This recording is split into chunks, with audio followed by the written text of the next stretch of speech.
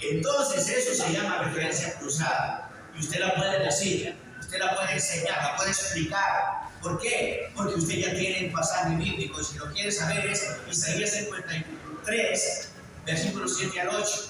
Ahí es donde estaba leyendo el etíope. ¿Se da cuenta? Él no cargaba una Biblia como la que nosotros tenemos. Posiblemente cargaba un rollo de Isaías. Y ahí estaba leyendo en Isaías 53. Y ahí fue cuando Felipe le preguntó si entendía lo que leía. Bueno, introducciones también y saludos en las cartas del Nuevo Testamento. Hay muchas cosas que entresacar en las salutaciones, ¿verdad? Hay nombres que aparecen ahí muy interesantes. Entonces, ese tipo de detalles son cruciales. Por ejemplo, cuando yo estoy enseñando acerca de la santidad personal, yo les digo esto a los participantes. Todos los que estamos aquí, si hemos nacido de nuevo, somos santos. Y la gente se queda viéndome así, bien extraña, ¿verdad? Porque provenimos de una cultura católica y ellos asemejan eso de la palabra santos con esas imágenes que están en las paredes ahí, ¿verdad? Que dan miedo, ¿no es cierto? Pero para ellos eso es un santo. Y como venimos de esa cultura, muchos evangélicos, entonces estamos pensando que esos son los santos. No, nosotros los nacidos de nuevo hemos sido santificados en Cristo Jesús. Él nos ha hecho santos a nosotros.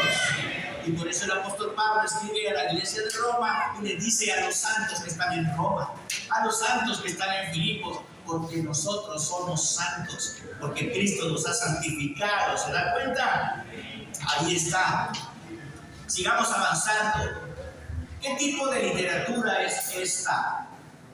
Bueno, usted también tiene que saber que la Biblia tiene diferentes clases de literatura.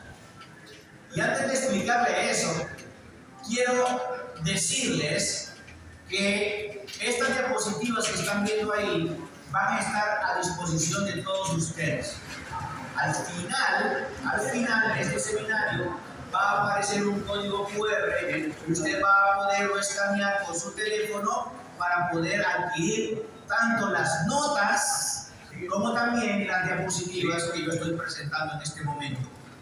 Usted puede seguir escribiendo, no se preocupe, ¿verdad? Eso es gratis, no tiene que pagar por eso. Escriba, porque así usted capta sus propias ideas, ¿verdad? Muy bien. ¿Qué tipo de literatura es esta? Hay por lo menos tres tipos principales de literatura en la Biblia. La narrativa, que representa el 43% del total de la Biblia. ¿Qué es eso de la narrativa? Bueno, es los libros de historia de la Biblia.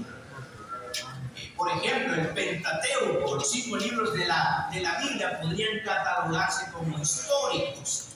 Pero también el primer libro de Samuel, segundo libro de Samuel, primer libro de Reyes, segundo libro de Reyes, primero de Crónicas y segundo de Crónicas. Y no te vieron lo que estoy diciendo primero de Reyes, segundo de Reyes. No estoy diciendo segunda de Reyes. Porque son libros, correcto, mi hermana. Son libros. Aquellas son cartas. Segunda de Corintios. ¿Se da cuenta? Desde ahí comienza el entendimiento de la palabra de Dios. Así que gran parte de la Biblia está escrita de manera histórica. ¿Qué le parece? Pero también, dentro de la Biblia, hay un contenido de poesía que representa el 33% de la Biblia. Libros poéticos en el Antiguo Testamento, por ejemplo, Salmos, Proverbios, Eclesiastés, Cantares, Job. Muy bien, el libro de Job es otro libro poético, exactamente. Prosa, 24% de la Biblia. Estos son sermones, por ejemplo, son discursos, son cartas, son leyes. Así que del Pentateuco, uno de esos libros se llama Levítico. Ese podría ser entonces catalogado como un libro de prosa, porque habla de leyes, ¿no es cierto? Levítico.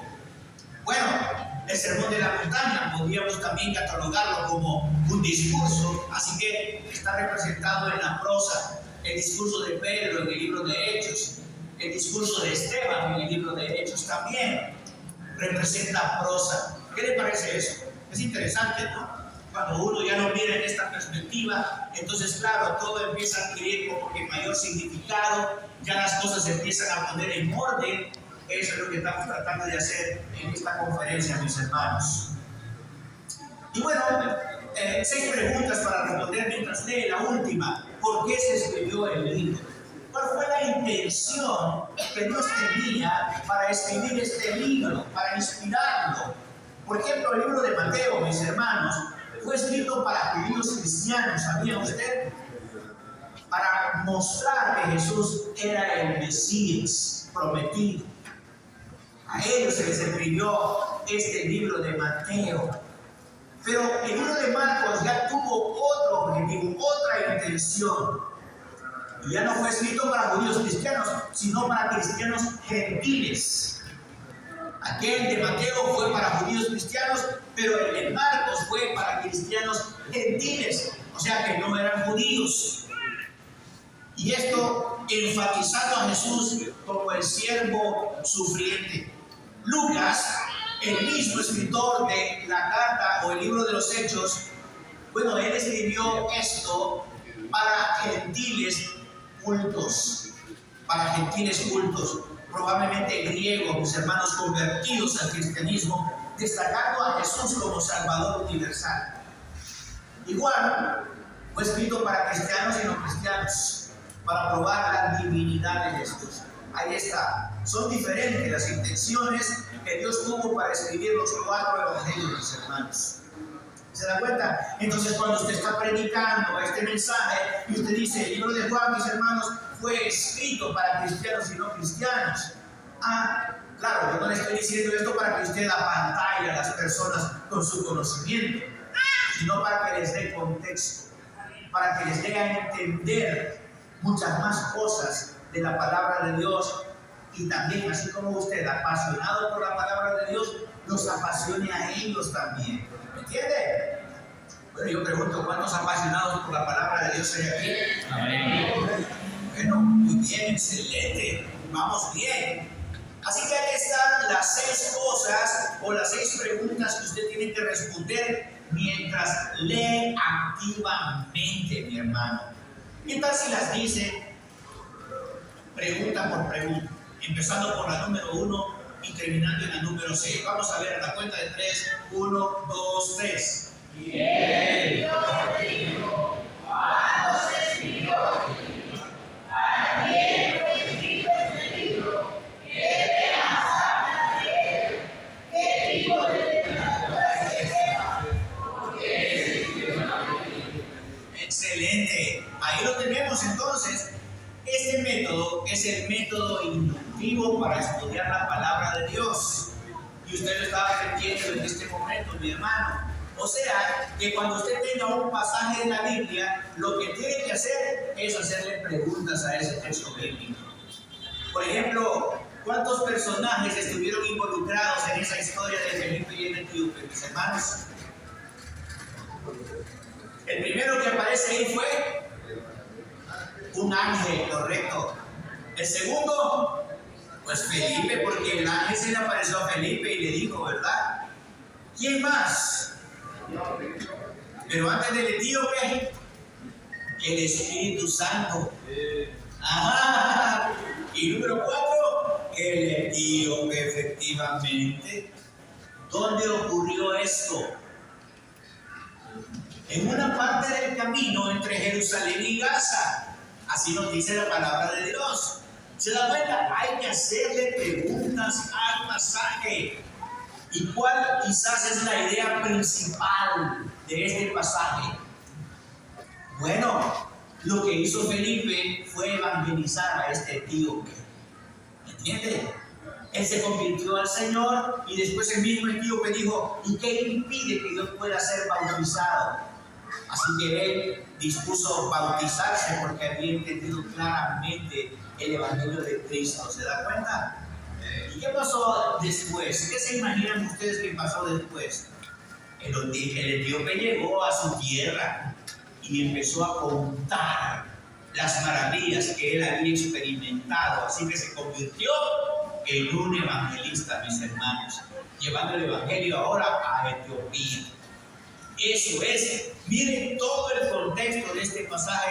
Eso es como encontrar las respuestas a estas preguntas que nosotros nos hemos hecho.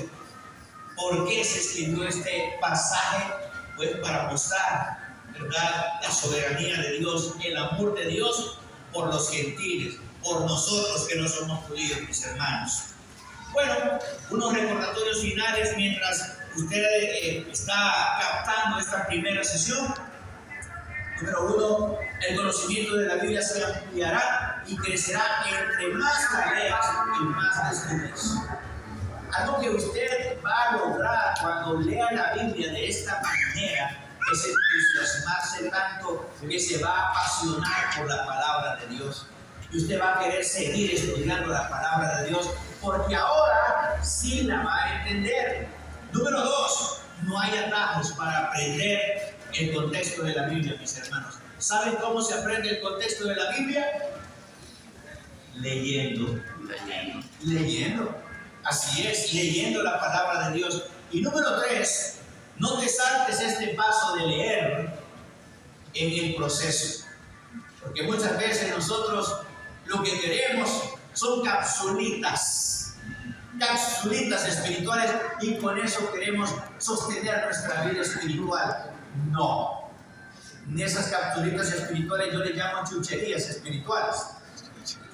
Eso es ver un mensaje en la televisión, escuchar un mensaje en la radio, ver un mensaje en la internet. Esas son chucherías, son churritos. Y usted se toma por una gaseosa.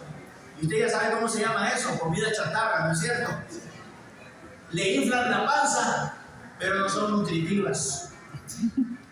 Lo nutritivo está en que usted lea y entienda la palabra de Dios. Vamos a hacer un receso y después vamos a regresar para estudiar la segunda sesión de estudio bíblico simplificado. Muchas gracias, mis hermanos. Pendientes entonces del llamado para regresar acá.